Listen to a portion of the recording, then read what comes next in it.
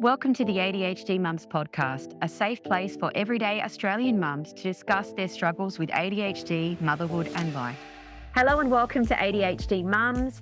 Today we have an episode that's a personal thing that I've been wanting to work on for a long time. So I've brought in an expert that I believe is going to really be able to unpack for us.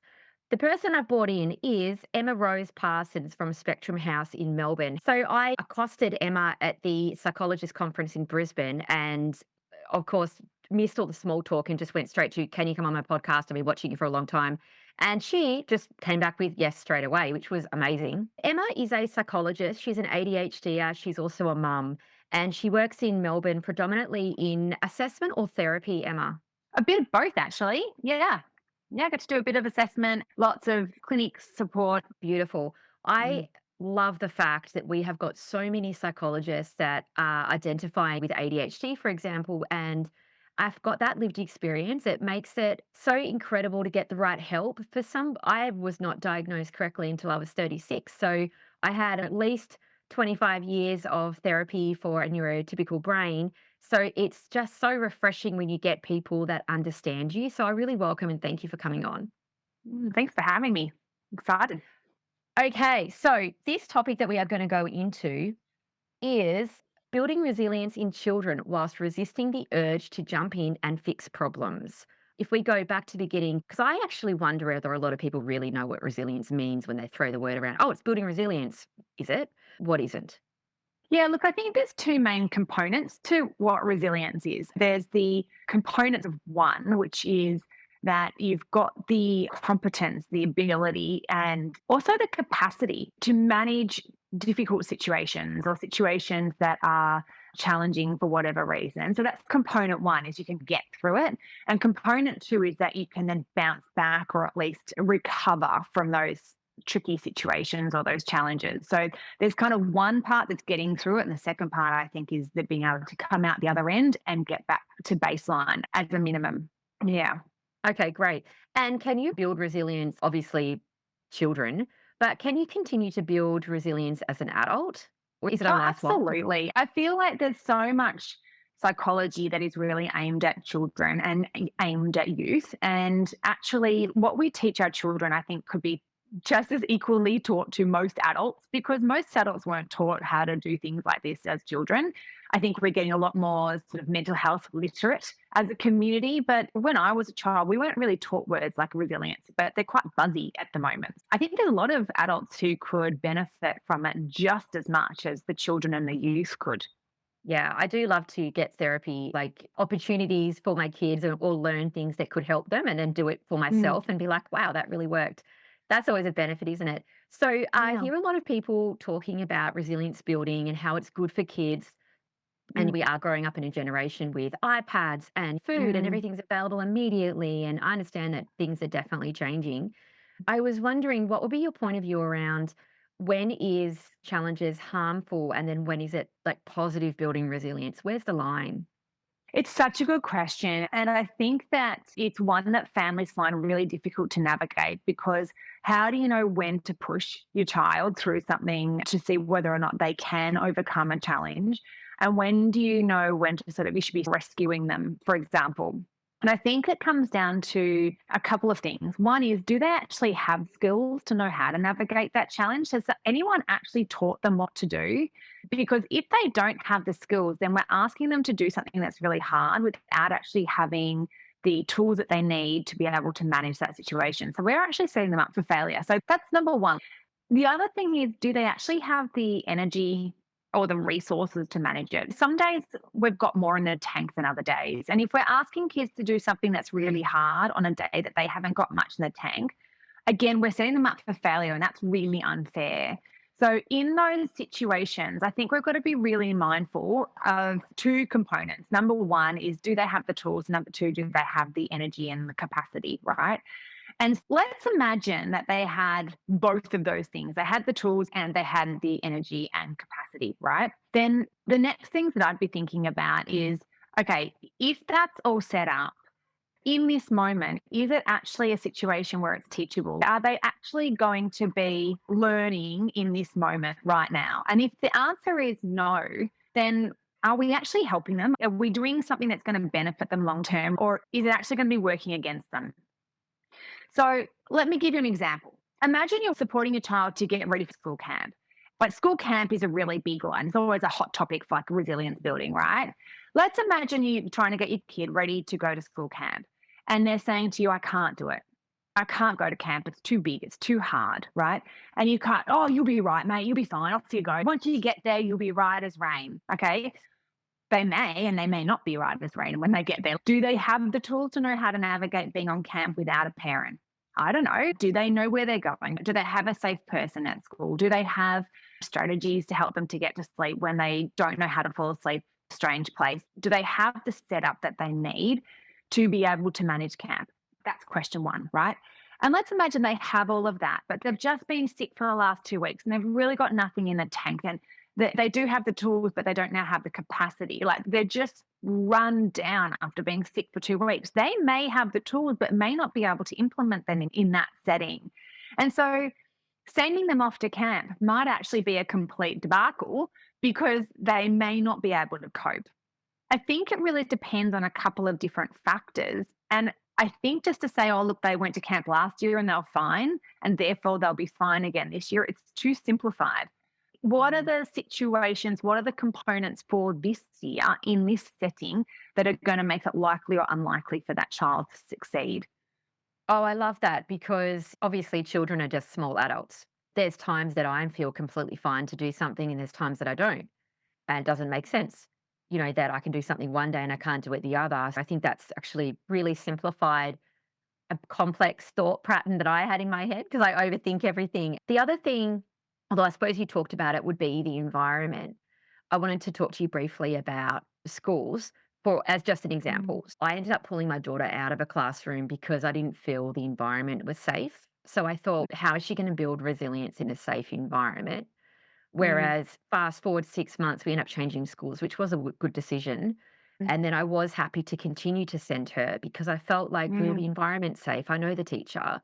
I think the mm, school's great. She doesn't want to go, mm, but I think I'm going to send her and let the teacher know that she's not really wanting to be there. Can you keep an eye on her? mm, And if there's a big mm. issue, I can come get her. Do you think the And I environment has a think play? oh, it has such a massive component, right? Like the environment, if you don't feel safe, then that's full stop, right? Whether someone else feels like you're safe or not can sometimes be irrelevant. If you don't feel safe, then it's going to be really hard to cope. If you're in a situation where you've got a perceived threat, not a real threat, and we'll just talk about perceived threat. Like I'm not saying there's a mountain lion chasing you down the road, but you don't feel safe, then what's going to happen is that neurologically your brain is going to be firing in its emergency mode, right? So the amygdala is going to be turned on. You're going to be in fight, flight, freeze, or fawn. Your ability to make logical, rational, problem solving kind of decisions is going to be really hampered. You're going to be making decisions that are based on get out of here, stay safe, shut down, act out, whatever is going to be your stay safe strategy. And for different people, that will look like different things. So that might be the child that runs away or that hides under a desk or that can't talk. And so these are situations where we see what used to be called school refusal and we now call it school can't because we understand better that it's not kids being ornery or difficult. It's actually they don't feel safe and so they're shutting down or they're Mm, acting out. Their amygdalas are turned on. So in those situations, asking a child to access the part of the brain that's their problem solving part of the brain that's going to help them to use the tools that they have is going to be really hard. So if the child feels safe, then they're more able to access the part of the brain that's going to allow them to do the problem solving. Hey, I actually need to be able to call mum, or I need to be able to sit over there. I need to have someone not talk to me for a little while, et cetera, et cetera. So what is it that you need in order to get through the day? That's something you're going to be able to figure out and problem solve if you feel safe and you can turn your amygdala off and your prefrontal cortex on and actually start doing some logical decision making. So if we have children in a situation where they're so frightened, they're so anxious, they're so worried, they're so anything, right? Any kind of extreme emotion, their ability to access their toolbox is going to be nil. Like they're going to be having this great big old bolt on their toolbox of tricks. So they can't get in there anyway. So they could have every tool under the sun, right? Irrelevant. If they don't feel safe, it's going to be super hard to access those tools. So I think if you think about it on a continuum, right? This is how I do it. I think about it on a continuum. I think about there are three categories. Category one is I feel so unsafe. I feel so at threat, right? That I actually can't cope. And at that point, in that situation, as parents, our job is to save you, right? Our job is to get you out of that situation or support you or hold you or do whatever we need to do to help you get back to feeling safe. So when you're in category one, you can't cope. I have to help you to be safe. Pretty straightforward. So Yeah, got it. if I'm using my kind of decision making tree as a parent, and I reckon that's where my kid's at, I'm just going to stand there. I'm going to hold them. I'm going to support them. I'm going to do whatever I need to do. Step two or phase two along this continuum in the middle is I can cope, but I'm pretty uncomfortable. Now, that is a space that is a awesome learning space because this is where we're not feeling great, like we don't like it, but we can cope, which means we can access our toolbox. And I think that's where resilience can be Mm, really learnt and grown and strengthened because it's not comfortable, but we are managing. And as parents, that's where I feel like we've got to be on the periphery. We've got to be standing back, allowing our kids to stay uncomfortable, but we're here for them. We're not leaving them out in the world, but we are here. But we are going to let you also figure this one out because you can cope. I can see that you're not loving it. I can see you're not comfy, but you're also not in distress, right? So as a parent, I'm going to let you try and figure that one out on your own and manage that discomfort because I think you're going to be okay. Versus the other end of continuum, which is I'm completely fine, which as a parent, I'm standing right back. You're good. Go for it. Knock yourself out. So I think okay. if you think about it on a continuum, the first question you need to ask yourself is your child completely fine? Are they uncomfortable but they're coping? In which case, keep an eye, but stand back. Or are they really not okay and they can't cope, which means go in, do something. Okay. So Mhm, let's say you have a child who's in the unsafe zone, like they are mhm. just not coping. They're not coping. Yep. They're not coping. How would you then take them from the red zone, from the unsafe zone, back into the good learning, I have resilience zone? Would that be a skill or a tiredness fatigue? Like if they're in red, bring them back into the middle, and then could you then have a go at the same situation? Good question. So I think the thing is, if what's keeping them in the can't cope is that they're so exhausted that they can't do anything, right? They're just that tired, they're that overwhelmed, they're that burnt out, then at that point, there's nothing you can do other than wait for time and nurture and rest and recovery and then reassess. If that's where they're at because they've been sick or they've just come back from doing something that's really been out of their comfort zone for a while and they've actually run out of reserves, then wait till they've built their reserves back again and then reassess if you can try that thing again, right? Or say, look, let's imagine that they're completely fine. They're not as in, they're not unwell, they're not exhausted. It's just that the thing is really hard. Then you need to break that thing down and make it easier. For example, let's think about getting to school for a child who's seeing school as a real source of threat. And so getting to school is really tough, right? If they're in the can't cope category with the idea of getting into school, then I'd be thinking about how can I make school feel safer? How can I find a teacher that can be the safe teacher? How can I build that relationship with that teacher so that school itself is not a can't cope? School becomes an uncomfortable can cope. Maybe it's looking at rather than going for a 6 hour day or 6.5 hour day, maybe we look at going for a 30-minute day. Does that become uncomfortable but can cope if it's only for 30 minutes rather than 6.5 hours? What is it that makes it go from being really can't cope to just being uncomfortable? What parameters need to change to make that feasible? Here's a question for you that my Hmm. husband and I just debate daily, right?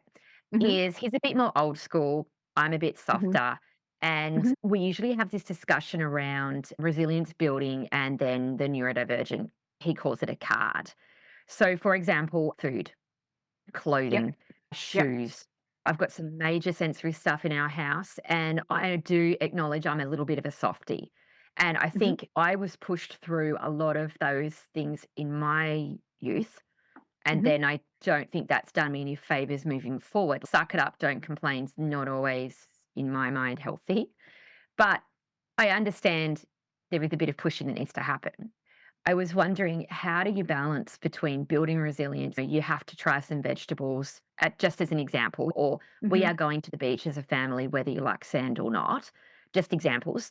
Then, when you do have some sensory preferences, because that is really tricky for me to figure out.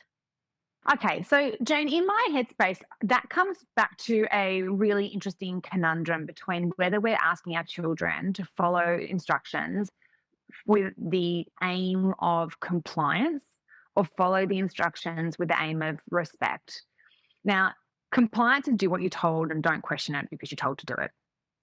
And respect is let's talk about what makes it hard for you, what makes it easier for you, how can we manage that together? I think they're very different headspaces. So, number one, I think you need to decide if you're pushing it because you want compliance or if you're pushing it because you're trying to build resilience. So, I Yes, think that's the yes, first question you've got to ask yourself. Am I asking my child to do this because I just want them to do what they're told? In yes. which case, you're going to be pushing compliance versus respect. I think they're very different. And the second is, am I doing this to build resilience or am I actually pushing my child into can't cope category? And then in Yeah, which case they're not building any resilience. You don't learn in that category. I think that's actually a really key component. You don't learn in that category. Not well. Well, yeah. you learn a little bit, but not well. Like you're not thriving on your learning curve in the can't cope category. So if you're pushing someone into can't cope, they're not going to be benefiting from it from a learning experience. I think my husband might be a bit more in compliance. I'm more like, okay, I understand there's sensory preferences. This is examples. We're now cooking 3 different meals. Nobody tries anything. And I don't think there's really any vegetables Mm, going in. So then I'm like, mm, oh, am I catering to this? Or, for example, we live mm, right near the beach. My favorite thing in the mm, world is to go to the beach. mm, And I'm like, it really sucks to be housebound with 3 children that won't let me mm. go to the beach for 10 minutes to Yeah. sit down and take a breath. At what point do I get anything back? I know they're tricky Right. questions. No, and I think it's a really good point. A part of being families is that you have to negotiate for all of the people in the family, that everybody in that family does matter, which means that the kids matter, the parents matter, everybody matters. And it's not just one way or the highway, it's looking at how do we negotiate this. So let's use the beach example. There are options there. Option one is that there are opportunities where you get to go to the beach on your own if it's something that you really enjoy. So you can sit on the beach and sift those beautiful little sand granules through your toes and look at the water and listen to the waves and get that beautiful mindfulness of being at the beach, which is stunning, right? And there are some people who genuinely can't cope with the texture of sand or the feeling of sand. And I think that's where the problem solving part of the parenting has to come into play. Let's imagine that you have a child that needs a medical intervention.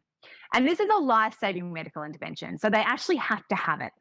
And Yes. sometimes Okay. being a parent is that you don't really get to choose like the time and the place. Like this is something that's actually going to save your life. And I'm actually going to have to overrule, you need to have this thing. Like, let's imagine hypothetically, like Yes. we can Yeah. Great. argue the pros and cons of it later, but let's just go with this example for now. Okay.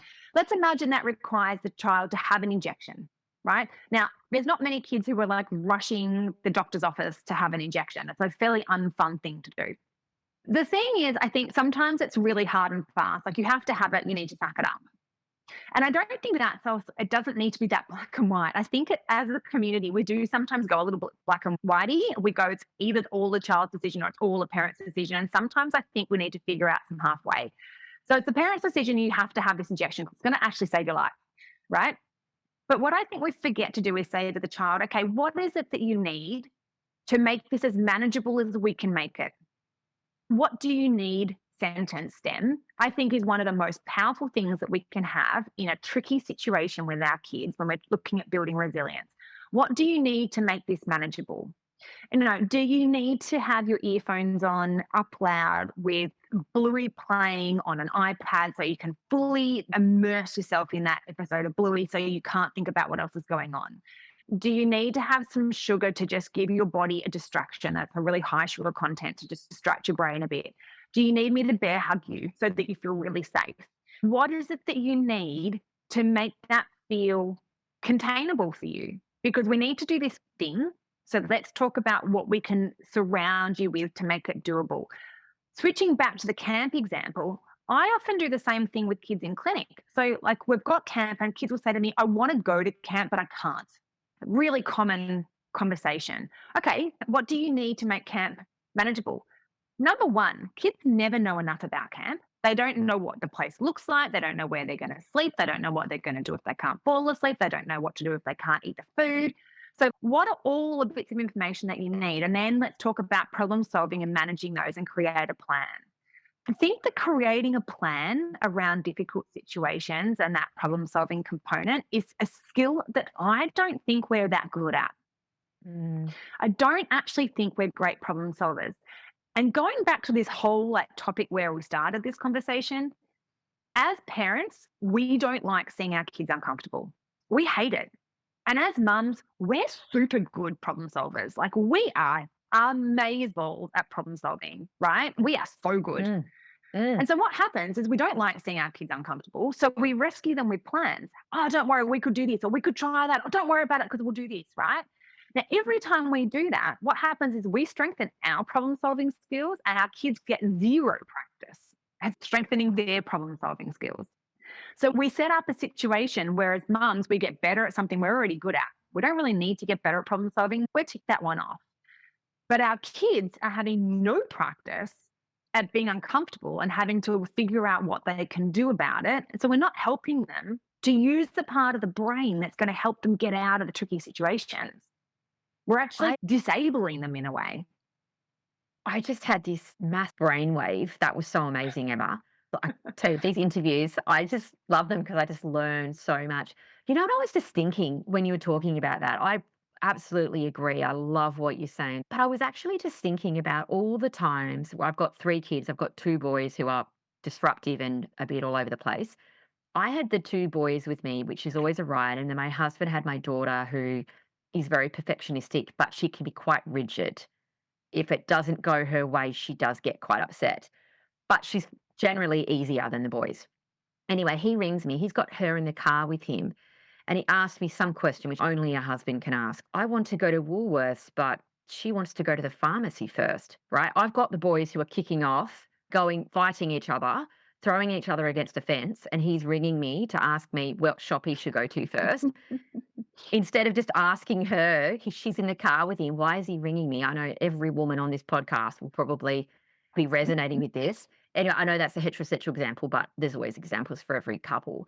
But what I was just thinking is when you were talking about not allowing somebody else to learn the problem solving, I just thought, Mm. how many times do I solve it for my husband and then he continues to ask? You were talking about the kids getting the learning opportunity, but I just realized then that maybe my husband, maybe it's only my husband, I doubt it, Mm. is missing those opportunities too. It's a really interesting one because, in the same vein, I do most of the cooking in our house, right? And one of the things that my husband says to me is that he's happy to cook, but he doesn't really know where to start. And you seem to be able to whip something out of nowhere, he says, and I need a plan. That doesn't work for me.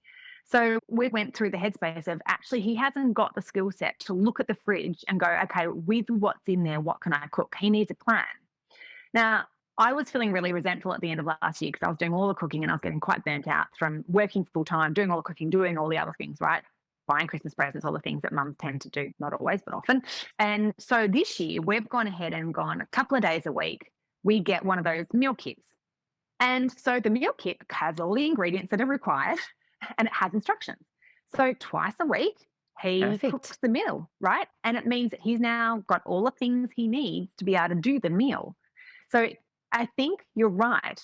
We so frequently will rescue other people because we're really good problem solvers, and to the detriment of them and also to the detriment of their self-worth, because what happens is they then lose confidence in making those decisions on their own or problem solving on their own because they actually become reliant on us. Bad for us, bad for them. We create a situation of dependence and then we get resentful because we're burnt out and we're holding this massive mental load. But why are we holding so much? Yeah, I love that. And then I then am resentful that he can go away to do a course that he wants to do or whatever. Hmm. And if I want to Hmm. go do something, it's this really massive deal. But if I strip that back, I'm like, it's not that he doesn't want me to go because he's selfish or it's none of that. I think he's terrified Probably because he doesn't know how to problem solve a lot of the things and he doesn't know what he would do if I wasn't around Maybe he does, but he hasn't practiced for a little while. or ever. But yeah, do you know, like Yeah, it's I interesting though. feel terrified of it, to be honest. Mm. But then the thing is that I think there's an expectation that mums are going to get it right all the time too. And we actually don't. Like we actually make a lot of mistakes and we learn through our mistakes. I feel like one of the other components in all of this is that you have to not only problem solve, but you also have to get it right the first time. That's rubbish. We absolutely have not got it right the first time. Why should anyone else get it right the first time? Trial and error learning is a very valid way of learning. It's actually okay for your child to go to school and forget their jumper and learn from that. They're not dying. They're going to be chilly. Yep. And it's not going to be very fun.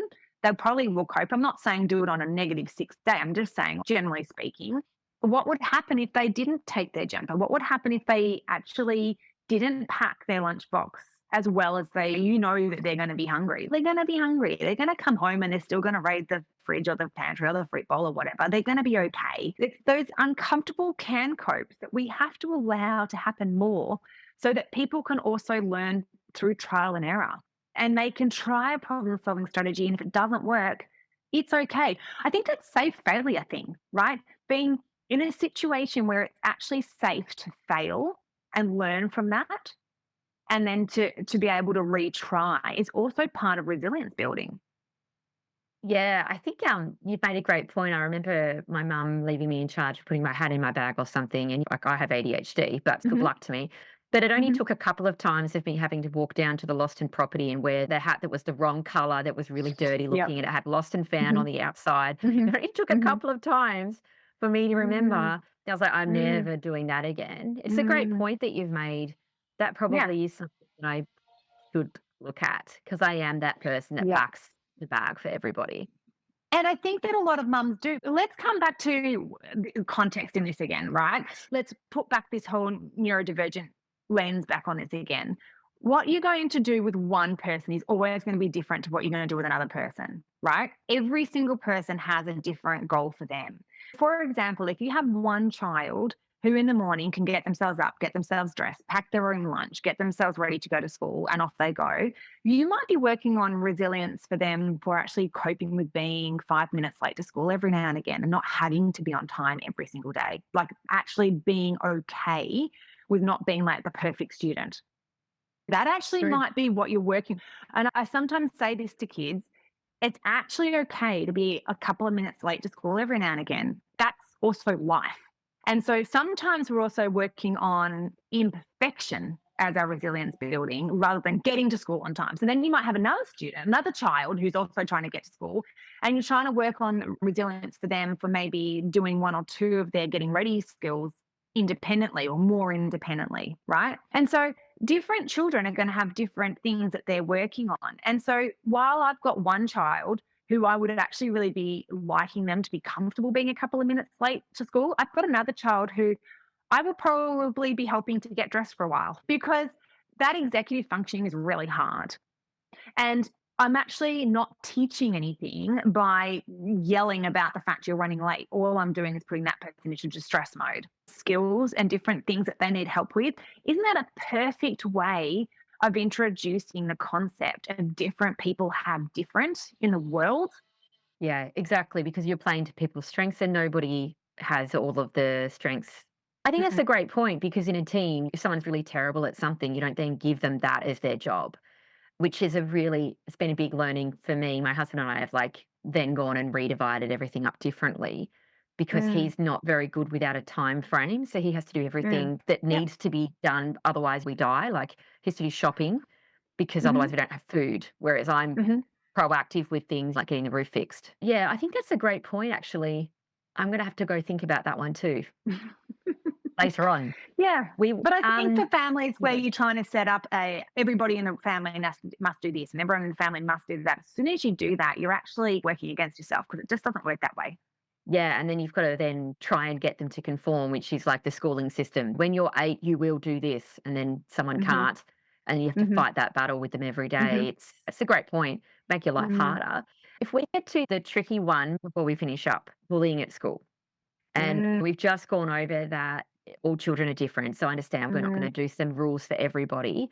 However, mm, it's a really big one that I think parents struggle with in terms of what is building resilience and mm, what is an unsafe, anxiety provoking thing, because you also then have to look at how dangerous bullying can be. If it's mm, online and there's a lot of talk around the youth mental health and how bad it is, that then mm, you're like mm, fearful, but then you don't want to keep taking them out of the environment. Is there mm. anything that you have to share around that? Yeah, I think that bullying's a really interesting topic because it's so complex. And I think there's a few things to unpack there. One is the person just being annoying and you can manage it? Is the person actually being a bully, which is like more repetitive, intense, or is it moving from that into more assault where it's physical? So they're different categories, if you will. And not to say that annoying is not problematic. They're all problematic. They're just different, I think. And emotional bullying and physical bullying can be equally problematic. One is not better or worse than the other. They can both be pretty bad. At the end of the day, though, bullying really is a power play. The whole idea behind someone bullying someone else is to get more power or control over the other person. And I think it's a really interesting one. But again, I would come back to your continuum. Is the child in a situation where they are actually able to manage it? Are they in the uncomfortable can cope category? It's not fun, but they have enough strategies, and their strategies are helpful strategies. So the strategies aren't go and hide in the toilets. The strategies are tell an adult that's trusted, find a safe person to be with, protect yourself, etc., etc. Is it a situation that is actually manageable? Or is it in a can't cope situation, in which case you need to step in and create safety for that person?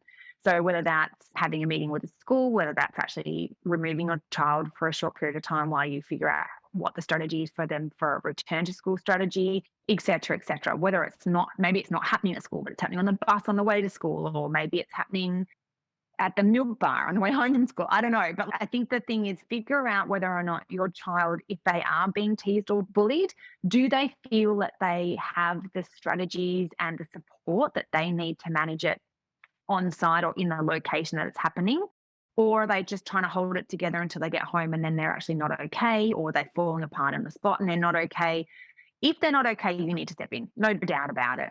But I think if they're in that can cope, but they're uncomfortable category and they're actually communicating well with their teacher and they're communicating to someone at school who's doing something about it and they're feeling supported, then you actually may not need to step in any more than to say, hey, I'm really proud of how you're coping with this or how you're managing this. Bullying is really interesting, but it's a power play and it's unfun. And we Mm. do have massive policies in the education system around bullying, but 99% of the time, it's actually a reactive strategy to once it's happened, what we do. I have to say, the school that my kids are at, they have a pretty good proactive strategy for managing bullying. And one of the things I love about it is they celebrate what they call upstanders. So, an upstander is a student who stands up to bullying. And so they actively support upstanders. They actively Wow. support the students who put themselves in a situation safely, but who say, hey, hang on, stop. Or they go and get a teacher and say, hang on a second, I've observed someone bullying. I need you to do Wow. something. And I think that's super important and actually really cool. And if you think about our community as a whole, we actually need more people who stand up and go, wait, stop, what you're doing is not okay. And then it's not he said, she said, because there's a No, third party. someone else. Yeah. We need Wow. more upstanders. That is said so simply. I'm like, why does nobody else do that? That's really incredible because then you're like rewarding, and I suppose they have like an award and they hand it out. Yeah. Yeah. That's really amazing, but also simple. Mm, absolutely. Hmm. With the bullies, Mm, this is going to be a big question. So feel free mm, if you can't answer this one. Let's just say someone's bullying a child and hmm. then that child copes, moves on, stands up for themselves, something happens and that situation resolves itself. Do you think a bully is somebody that then moves on to somebody else, or do you think it is a power play reaction to that child? It Bully. totally depends, right? Okay. I think most people who engage in bullying behavior are experiencing a situation where they feel like they need to get power. Now, Mm. sometimes they are doing that temporarily because they've had their own life change or they've moved or something's happening for them where they're not feeling like they've got enough control or power. So sometimes it's temporary. Sometimes they try it out and they go, oh, golly, actually, that doesn't feel good for me either. I didn't like the way I did that. And they go, actually, no, on reflection, I really shouldn't have done that. If I wanted more control or power, I really needed to seek it elsewhere. Some kids have actually excellent insight and they do it as a bit of a trial and error thing. And then they go, oh, yuck, that didn't feel good.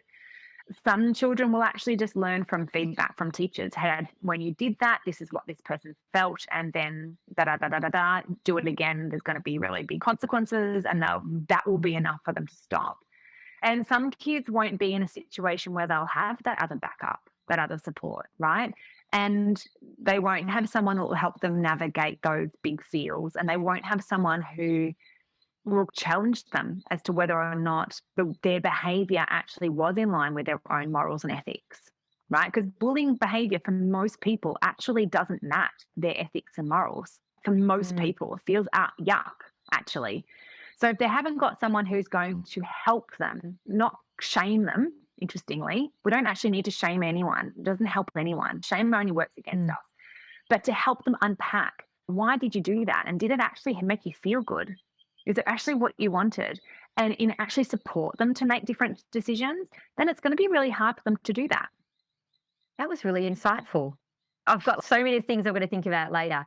That was amazing. The final question I had for you, Emma, Mm, before I let you go is, are mm. there any general do's and don'ts for parents around resilience building within the neurodivergent children community? Yeah, definitely don't try and push through if they're in a can't cope category. You're not helping anyone at that point. That's a get in and help scenario. So that is not a situation where you're going to try and push through to get to the other side. Sometimes it'll work, but often it won't. And actually, I always will argue how much you really helping them to learn if you're just pushing through a can't cope. Number two, stop rescuing in a can cope but uncomfortable. It's okay to sit with someone who's in a can cope but uncomfortable phase. Sit with them, be there, but don't do anything. Be present, but don't do action. That's, I think, a really important one. That's probably my biggest take home message, if you will, is be present, be available, but don't rescue in that middle category. And just remember that neurodivergent people, we're trying to navigate a neurotypical life community environment. And so the parameters are a little different. And just because one child can do it in the class doesn't mean that every child can do it in that class. So we've got to stop comparing. Okay, there's a component of like norms that we need to check in with every now and again. Comparison really is that thief of joy. And comparing our kids to other kids in the class often, I think, sets everybody up for failure versus looking at personal best. What's the PB for my kid? What's their personal best? Oh, their personal best is they managed to be uncomfortable, can cope with a bit of broccoli on their plate. That was a PB for them. And actually, that's great. And so I would go for personal bests rather than comparing with the classmates because I think that is a pretty quick recipe for disaster. Yeah, I agree. Mm. I totally agree. The only other thing I was going to add was I always get a lot of DMs, and you would get this all the time, Emma, about people that may or may not want to go through the formal diagnosis process. And then if they don't want to disclose to their child or to anybody else anything that's found. From what you've just said, it made me think of my daughter. We only talked about her diagnosis with books and stuff in probably around December, January. So that's only 5 months ago or 6 months ago, or whatever. And I was really glad that I did that because the transition between grade 2 and 3 was very difficult for her. And medically, she wasn't able to continue. So, pediatrician, clinical psych made that decision. That was not me pulling her out of that environment, even though I Mhm, definitely wanted to. But I wanted to make mhm, sure that I wasn't doing that and she was comfortable. What you were mhm, saying about you don't want to remove a child from a schooling environment if they're just uncomfortable but can cope. And mm, medically, I definitely got two opinions she wasn't coping. So that made the decision easy. But for her, when she laid awake in bed at night, she would say to me, Why? Why is mm, everybody else okay with the changes? mm, Why am mm, I the only one? And mm, God, I felt for her. It almost brings me to tears mm, now thinking about it. And mm, it was the safety of being able to talk to her about the way her brain worked, Mm, that made it better for her to understand, because mm, otherwise all you would feel for her is, I'm not good enough. I can't cope. There's something wrong with mm, me. And I think that mm. conversation was made a lot easier because I had disclosed that diagnosis to her and we'd already done that. So I suppose I just wanted to share that because I thought what you were saying was really relevant and important. And then Mm. sometimes I think the funny feelings around labeling can actually really save you in those hard situations. I think the word labeling in itself is often problematic. I think it's understanding a neurotype. And when we understand our neurotypes, we understand ourselves better. It just makes life easier because we understand the way different brains work, and different is not a negative connotation. Different is just different. And then it can make it easier to find other people that are the same kind of different. Here's a good example. Last week was Mother's Day, and our school do a Mother's Day brunch breakfast thing, and it's in the hall, and there's 6 gazillion people there, and it's loud, and there's scratching chairs on floors and everything like that. Actually, that's a can't cope for me, and it's going to really kind of muck up my day. I simply said to my son, that is a sensory overload to me. It's not going to be fun. I'd really love to spend the same time with you, but can we please just have a lovely brekkie and a coffee together at our local cafe where it's quiet and I know the, the owner and I feel very safe there. And he was like, great, let's do that. And we had a beautiful brekkie. And it was great because it wasn't me saying, oh gosh, I'm broken. I can't go to this thing. There's nothing wrong with me. That simply just doesn't work for me, but this does. Anyway, you've Yeah. spent that time together connecting without the chaotic. I would wonder in those events how much you actually get to connect with your child anyway. The kids all go out and play soccer anyway. So that'd be funny. But I guess my point was I wasn't feeling like I was making excuses. I didn't feel like I was having to say there's anything wrong with me or wrong with us for not going. It was simply an explanation of what situation was going to work better for us. And I think I it love worked that. really well. Mm, Yeah, I love that. I love that. And then it's paving the way, showing them that you mm, can make choices that mm. suit your It's just neurotype and that's modeling, right? okay. Modeling. Yeah, I think that's a great point rather than just masking up, grinning and No, bearing it, and then going home in a bit of a heap. no. And for what purpose? Like it doesn't add value to anyone other than trying to show the school community that you can hold it together. I don't want to show that to anyone, actually. That's a great point. It's a great point. There's so much to think about. Thank you so much, Emma. This has just been really amazing. You're so welcome. And obviously, there's nuance in this, right? This is general advice for sure. And different situations will have different tweaks that you'd need to consider, slight variations, or maybe this model doesn't work for everybody. But it's some concepts, I think, that it can be quite handy to use and to have a play with. I really appreciate your time. Thank you so much, Emma. Thank you for having me, Jane. It's been fun. The key message here is you are not alone. Thank you for listening. If you enjoyed this episode, follow us on Instagram or head over and join our amazing ADHD Mums podcast Facebook community. Everything you do matters and helps to spread the word about what neurodiversity in females looks like.